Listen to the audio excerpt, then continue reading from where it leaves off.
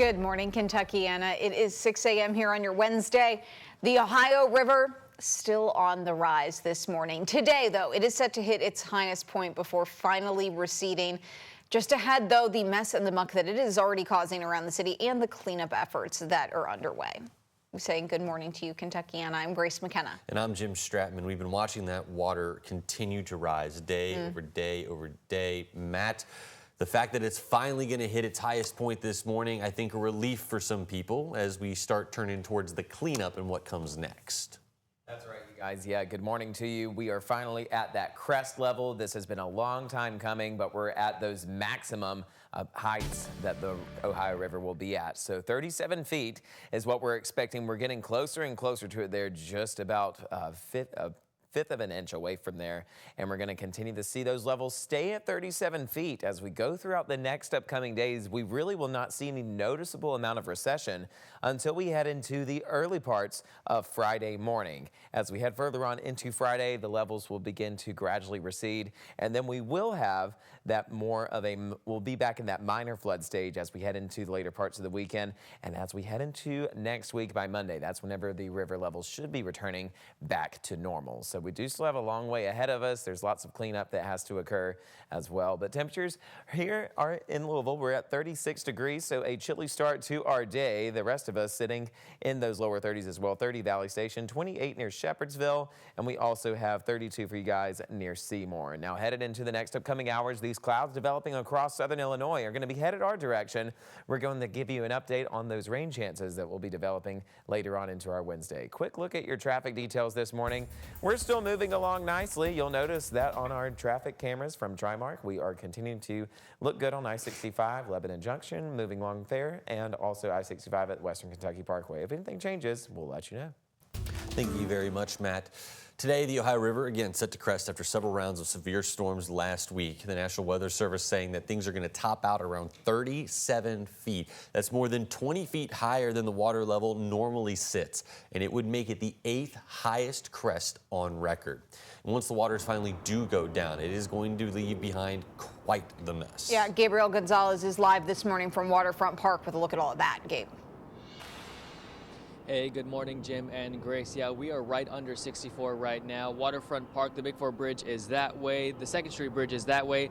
Take a look at what is behind me right now. The water has came all the way up to where we are. Tree debris, there's plastic in the river, there's a tire, there's all of this stuff right here in the Ohio River approaching Waterfront Park.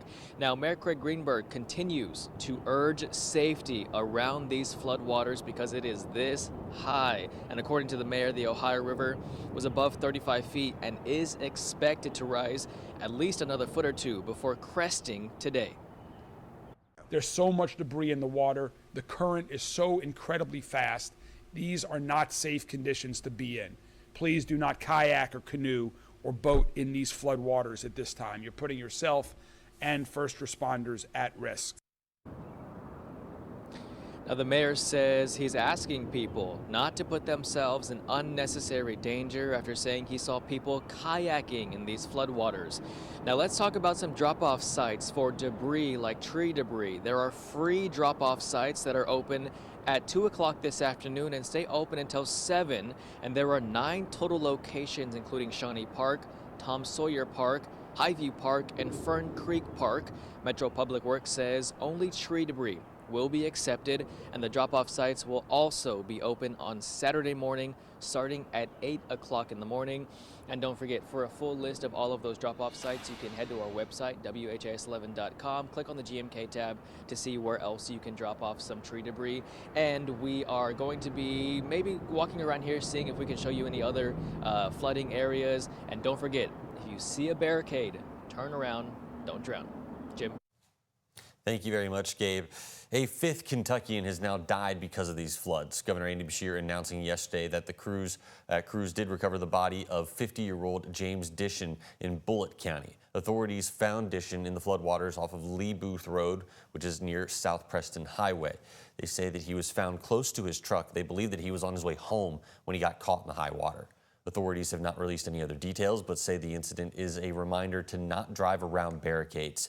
Nelson County EMA Director Brad Metcalf says that crews have made 66 rescues since the flooding began. We've had so many unnecessary rescues just because of people driving around these barricades. You just don't want to take your life into your own hands. Nelson County officials say they are moving resources to Boston, Kentucky. They're distributing water down there, cleaning supplies, food, and other necessities. Several dumpsters are also set up for debris drop-off at locations including the Boston Fire Department, Boston Railroad Tracks, Railroad Museum in New Haven, and across from Huey Magoo's in New Haven. Governor Beshear says the Commonwealth will be applying to the federal government for individual assistance. That means families can apply with FEMA to get money to help them recover. But the governor and the state emergency management director say they need enough information and evidence so that the president can sign off. That means there are steps you need to take if your home has been affected. As we're doing our initial assessments on those properties that are now starting to see the water recede, make sure if you're doing your own home that you're documenting that in case one of the local officials show up to get those pictures. You've got damages of the photos of the damage that occurred at your property. Make sure that we can properly document all the things that you've had to deal with over the last few days. Kentucky flood relief donations are nearing $1 million for the most recent floods. Governor Beshear said the first thing the money will go to is the funerals of the 5 people who died, including a 9-year-old boy in Frankfort. The flooding may have forced the cancellation of Thunder over Louisville, but the spirit lives on. This Saturday, you can join us for Rising Above the Storm, a fundraiser for flood relief and the Thunder Spirit. We've partnered with the local American Red Cross to raise money for flood relief while also looking back on past thunders. It is all set to start at noon on Saturday with a special edition of Great Day Live. Some other news this morning. Metro Police are investigating after someone drove a car off the Shawnee Park boat dock. Police say just before 9 last night, water rescue crews were called to the boat ramp after a white sedan was seen going into the water. After about 15 minutes of searching, crews determined no one was in the car, saying it had been reported stolen. The car didn't have a license plate, had flat tires, and no working brake lights. Crews removed it and towed it away. Police are looking into the vehicle's VIN number to determine who owns it. Fire officials are also looking into a large commercial fire that erupted in the Smoketown neighborhood.